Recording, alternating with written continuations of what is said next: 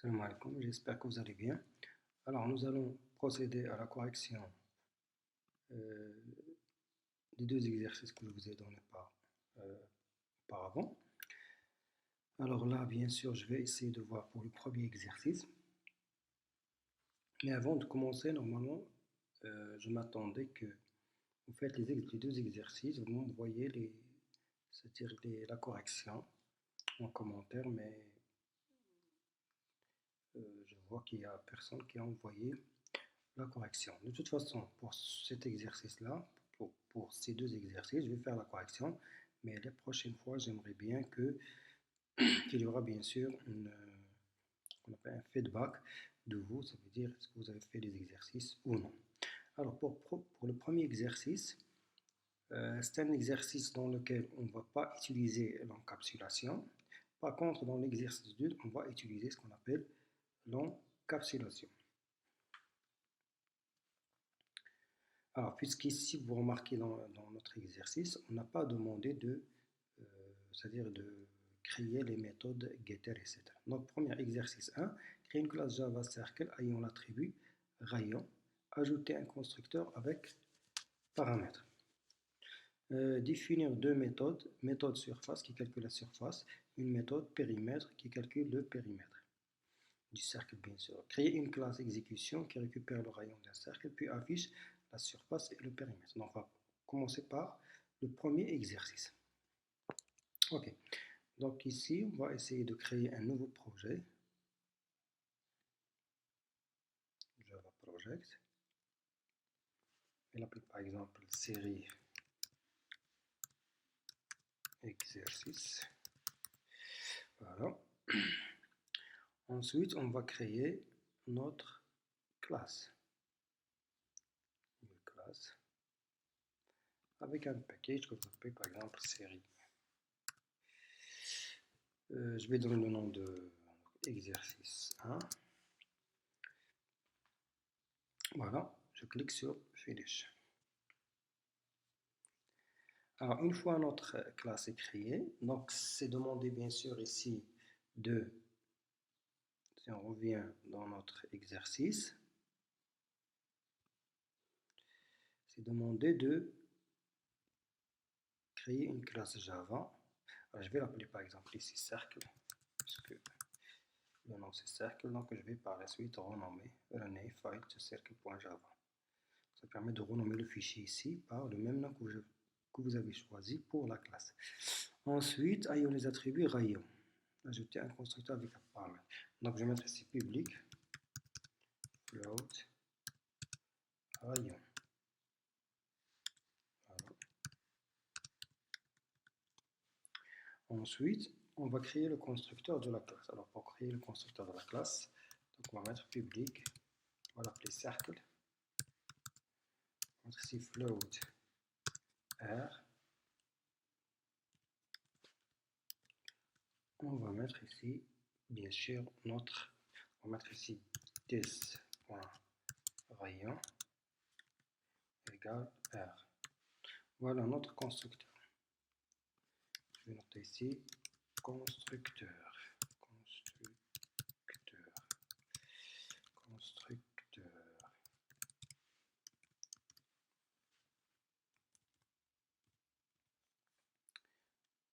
Ensuite, ici, on va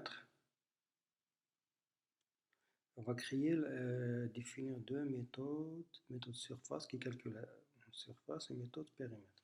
Alors pour la surface, on va mettre ici public float surface. Là bien sûr on doit, puisqu'on a déjà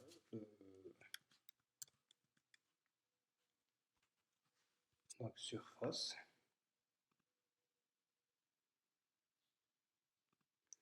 Voilà, donc public float surface. On va mettre ici bien sûr return S qui est la surface. Alors bien sûr ici je vais mettre float S pour la surface. Ensuite on va mettre ici S égale R.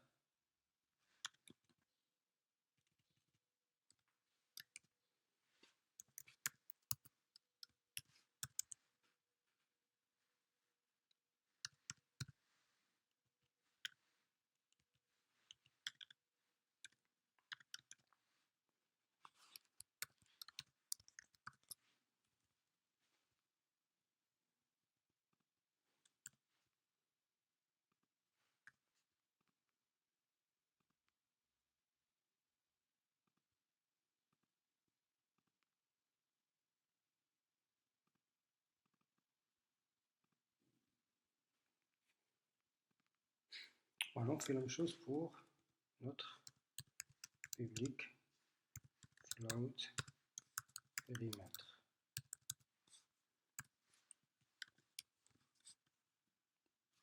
C'est le tour. P.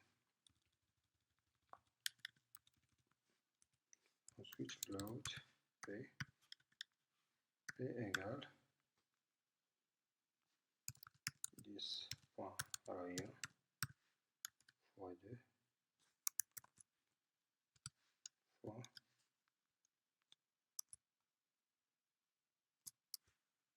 3.14.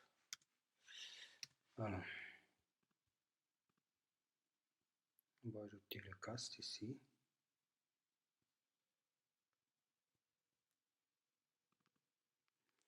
Cast float. Voilà. Donc ensuite, créer une classe exécution qui récupère le rayon d'un cercle puis affiche la surface et le périmètre. Voilà. Donc maintenant, je vais créer toujours dans le même package une classe exécution. Donc, une classe exécution. Je vais mettre ces méthodes main. Voilà. Ici, on doit instancier la classe scanner. St égale new scanner system. Voilà.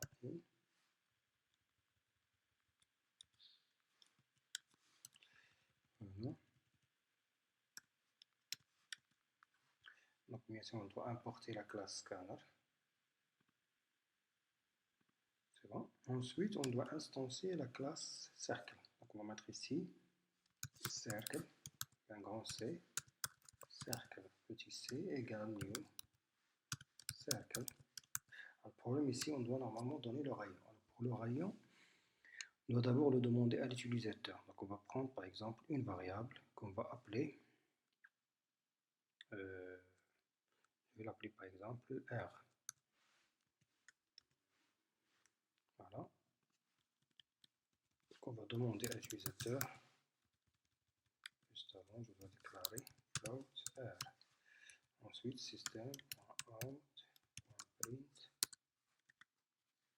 ici entrée le rayon. Voilà. Du cercle. Voilà.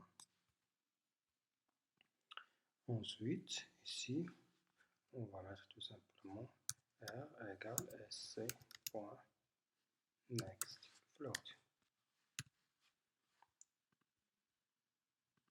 Voilà. Alors ensuite, ici, donc on va mettre système. On va essayer d'afficher la surface et le rayon. Out.print ln. On va mettre ici la surface du cercle est égale, on va mettre ici plus cercle.surface. Donc on va appeler bien sûr la méthode surface. Voilà. Ensuite, on va faire la même chose pour le rayon. Je vais copier ça. Donc, je vais mettre ici le rayon. Plutôt, pardon, le périmètre, je m'excuse. Périmètre du cercle. Voilà, c'est E. cercle, point, point. On va mettre ici périmètre. Voilà. On peut voir l'exécution déjà.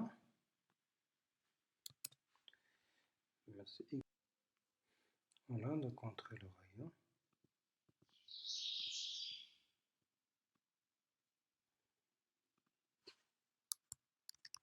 C'est 12. Remarquez, la surface du cercle est 452,16. Le périmètre du cercle est 75. Le périmètre. Voilà. Donc comme ça, donc pour le premier exercice, on a fini.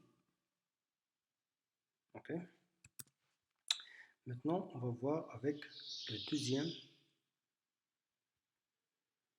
exercice.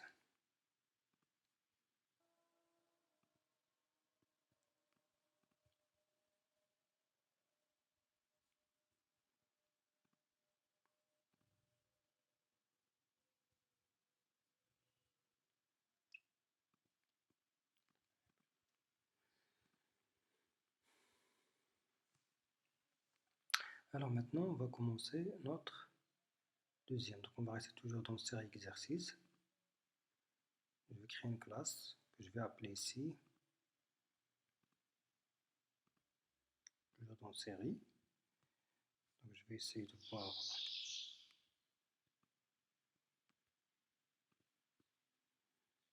Donc voiture. Donc je vais créer une classe voiture. Donc je vais fermer ça.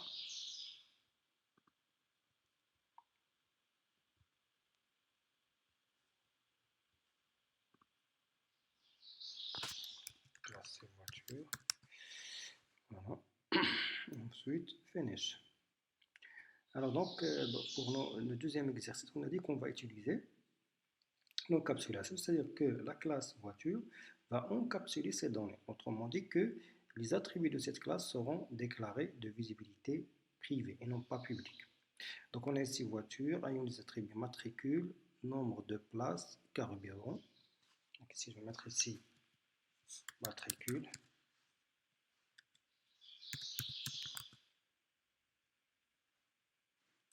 Je vais mettre ici private.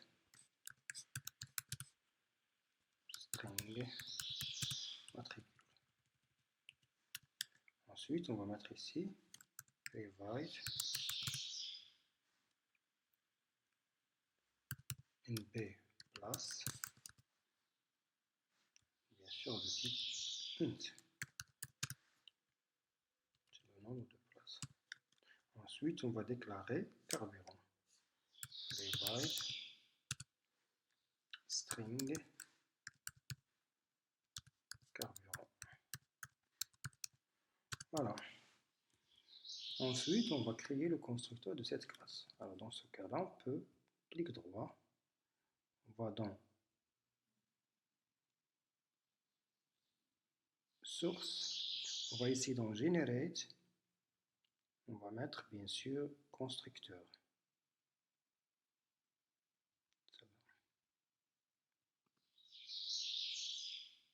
On va sélectionner bien sûr les trois attributs, on va mettre ici generate. Donc, comme vous remarquez,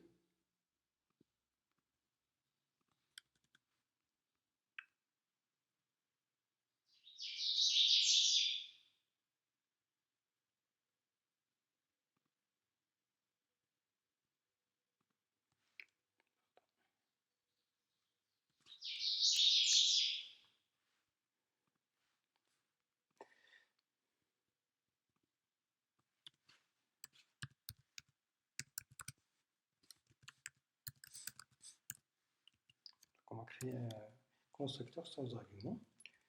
Ensuite, on va créer les méthodes getter et setter. Donc, on va mettre ici clic droit.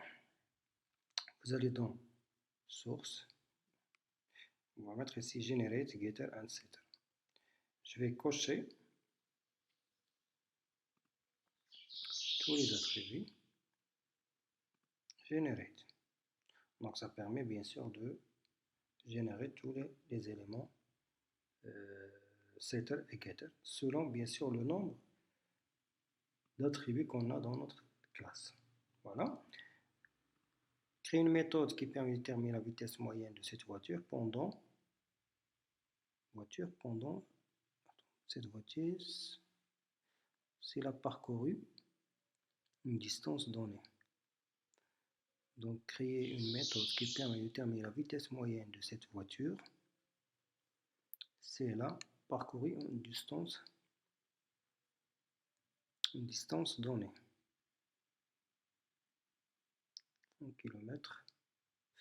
Donc, on va essayer bien sûr de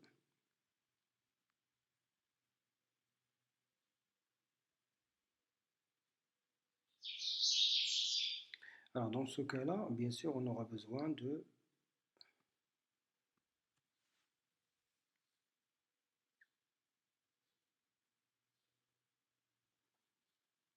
créer la méthode. Voilà, c'est public.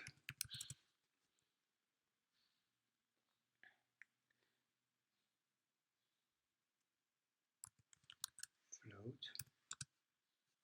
vitesse moyenne.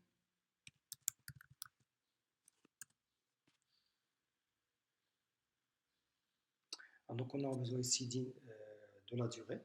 On a besoin de la distance parcourue. Donc on va mettre ici la distance parcourue. Donc on va mettre float distance.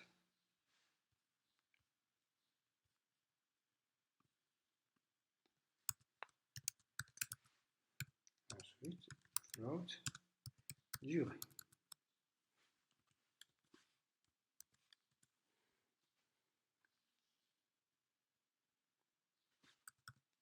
Encore turn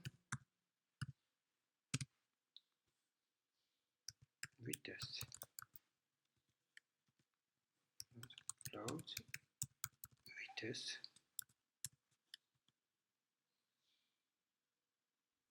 Ensuite, on va mettre ici, on va calculer la vitesse moyenne. Donc vitesse égale la distance divisé par la durée.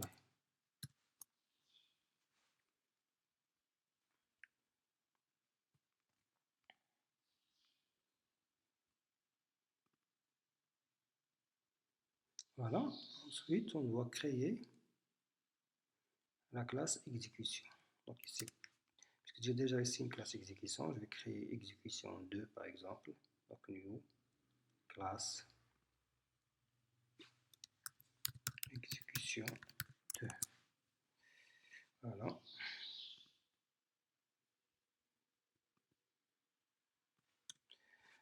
Alors comme vous remarquez ici on a utilisé l'encapsulation comme on a dit tout à l'heure, parce que tout simplement on a déclaré les attributs de cette classe de visibilité privée, private.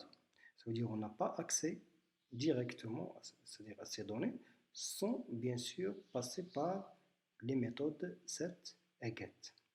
Alors maintenant, on passe à l'exécution, comme on a dit. Donc bien sûr, on aura besoin des informations concernant la voiture, c'est-à-dire on aura besoin du matricule, le nombre de places et le carburant. On a besoin aussi de la distance parcourue ainsi que la durée. Voilà. Alors, on doit instancier d'abord la classe voiture. Ici, voiture. V égale new voiture. Alors là, bien sûr, on doit définir les éléments de la voiture, c'est-à-dire vous avez trois valeurs. Vous avez le matricule, vous avez le carburant, vous avez le nombre de places. Okay. Alors ces valeurs-là, on doit les définir, on doit les demander à l'utilisateur. C'est pourquoi on doit mettre ici scanner essay égale new scanner system in. Ensuite, donc là, bien sûr, il faut importer la classe scanner, donc import. Ensuite, ils vont demander à l'utilisateur de saisir les valeurs de ces données-là. Print, entrée, matricule.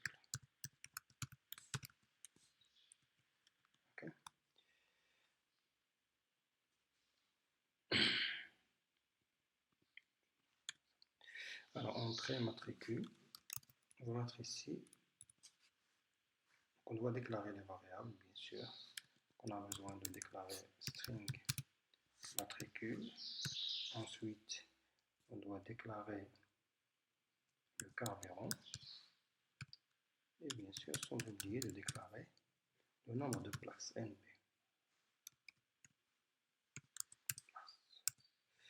Ok.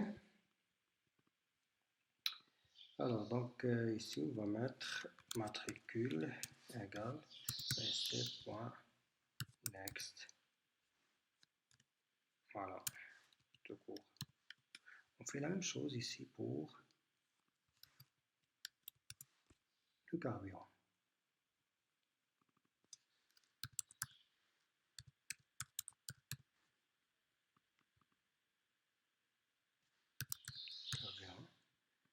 Ensuite, entrée, nombre de places.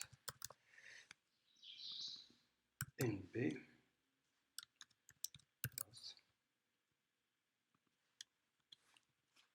Voilà, nombre de places égale st.next int, bien sûr.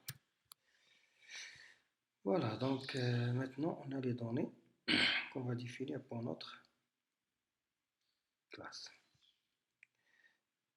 Alors,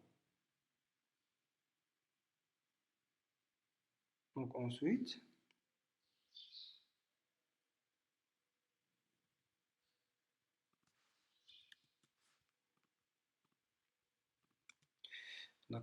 ici, bien sûr, on va essayer de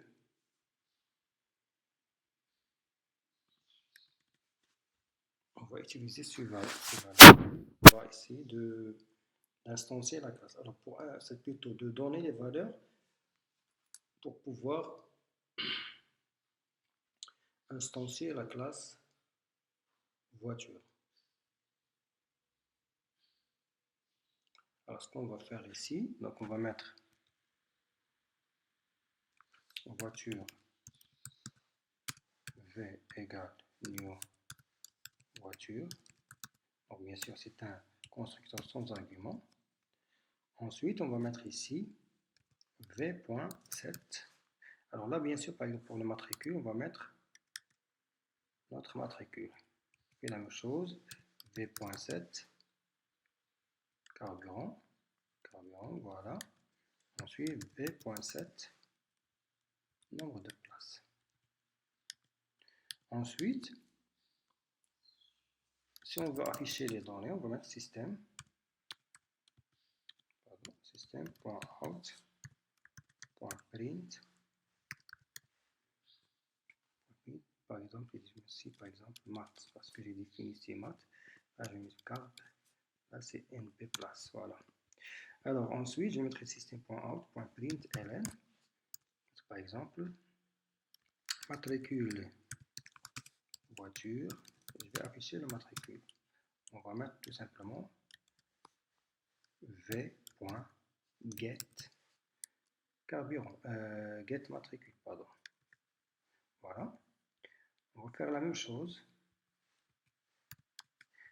Système, pardon, voilà. Je vais copier cette ligne-là. Donc, on va marquer ici, les valeurs sont récupérées à l'aide de la méthode get, ce qu'on appelle les getters. Donc, matricule, par exemple, ici, je vais mettre ici carburant. Voilà, voiture, get carburant. Voilà. Ensuite, je vais mettre ici, par exemple, nombre de places. Voiture, mettre ici, get, nombre de places. Ensuite, pour afficher la vitesse moyenne, donc j'aurai besoin bien sûr ici de la durée. Donc, je vais demander à l'utilisateur d'afficher, c'est-à-dire la durée. Voilà, la durée et la distance. Alors, la durée et la distance, par exemple, je vais mettre ici, par exemple, je vais déclarer float durée, distance. Ok. Ensuite, je vais demander à l'utilisateur de saisir les valeurs. Alors, données donner la distance parcourue, par exemple. Ainsi, par exemple, distance, voilà, égale next float. Je fais la même chose pour la durée. Donner la durée. Je vais mettre ici durée, next float. Ensuite, on va appeler notre méthode qui est bien sûr la méthode vitesse moyenne. Alors, je vais mettre ici bien sûr system.out.print la vitesse moyenne est égale plus voiture point vitesse moyenne. Alors, bien sûr, ici, je dois préciser les valeurs des deux, c'est-à-dire pour les arguments. Voilà, je vais mettre ici normalement la distance et ici la durée. Ok, je vais mettre ici par exemple, ensuite, je vais mettre ici plus kilomètres par heure. Voilà, c'est bon. Alors maintenant, on peut faire un test. Je vais enregistrer. Je vais faire l'exécution pour notre cas. Je vais aussi exécuter. Donc, entrée matricule. Alors, je vais mettre une matricule par exemple. Carburant, diesel. Nombre de places 5. J'ai mis 1, pardon. J'ai commis une erreur. Je dois exécuter. Matricule, c'est ça. Carburant, diesel. Nombre de places 5 par exemple. Voilà. Et là, bien sûr, ici, il a affiché, c'est-à-dire le matricule, le type de carburant, le nombre de places. La distance parcourue, je par exemple 500 km. La durée en 3 heures. Alors, la durée moyenne, c'est 166 km par heure. Voilà. Donc, je vais m'arrêter à ce niveau-là. J'espère que vous avez bien suivi. Si vous avez des questions, n'hésitez pas à les poser en commentaire. À la prochaine fois.